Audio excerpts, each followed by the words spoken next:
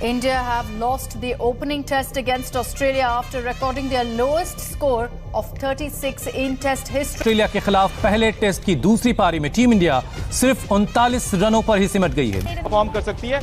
आज तो हमें पूछना पड़ेगा कि वाकई में इस मैच के हार का मुजरिम कौन है।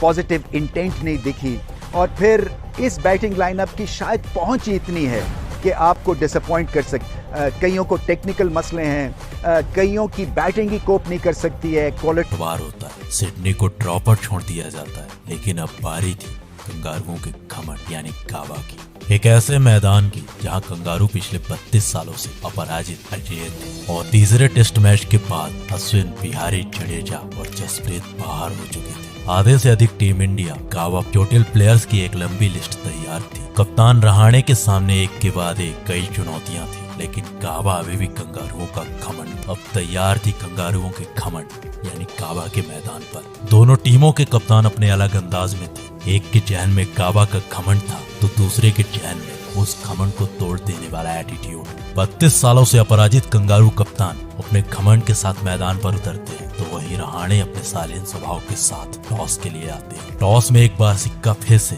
कंगारुओं के पक्ष में गिरता है। टॉस जीतकर कंगारू कप्तान ने पहले बल्लेबाजी करने का निर्णय लिया। कंगारुओं की टीम एक बार फिर से नए ओपनिंग पेयर जडेजा का जादू था। ऐसे हालात में अगर टीम इंडिया के पास कुछ था तो सिर्फ और सिर्फ हौसला।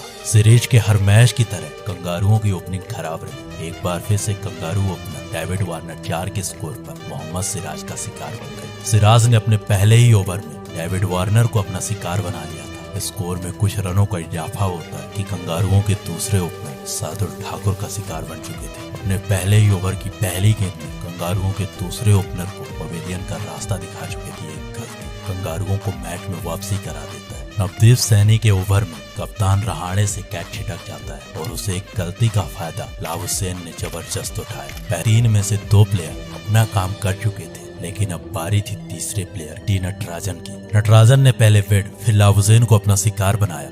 देखते ही तेज शुरुआत के साथ 300 के पार पहुंच चुके थे। कप्तान पिन का शतक लग चुका था। धीरे धीरे था वही स्कोर 317 में 8 हो चुका था। अंत में शानदार भारतीय बल्लेबाजों की भारत की ओर से पारी की शुरुआत कर रहे थे हिटमैन और सुबे थे। बारिश की वजह से दूसरे टीम इंडिया को एक सधी हुई शुरुआत देते ये दोनों बल्लेबाज क्रीज पर सेट हो चुके थे, परंतु हिरजलपुर ने टीम इंडिया की दीवार को ध्वस्त कर दिया। ये झटका टीम इंडिया के लिए बहुत बड़ा था, क्योंकि फिर एक ऐसा पलटवार होता है जिसका गवाह इतिहास बन जाता है। कुछ क्रिकेट पंडितों के अनुसार यह सीरीज क्रिकेट इतिहास की सबसे बेहतरीन सीरीजों में से एक थी। आपको क्या लगता है नीचे कमेंट बॉक्स पर जरूर बताइए। अगर